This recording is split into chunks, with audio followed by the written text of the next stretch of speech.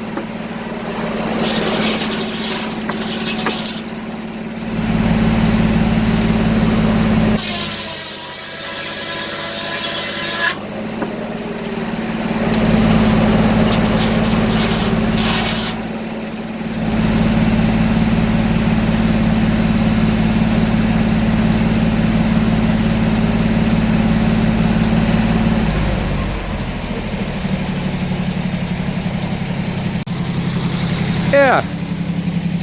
Felt good to sawmill. Let me turn this off real quick. I see my little board that I have a little offset board that sits there. And it sits up just a little bit higher. You see it right there, that little blonde board? But what that board does when it's in place is that it'll knock your board over for you. So when you cut it, it has that, I have it setting up, like I said, just a little bit higher than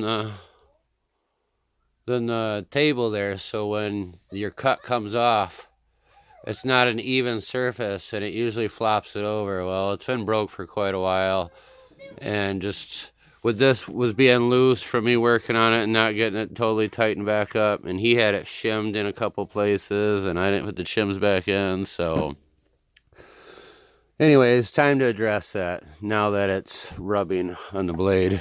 Doesn't seem to be hot, but we are 30 degrees right now, I think it is.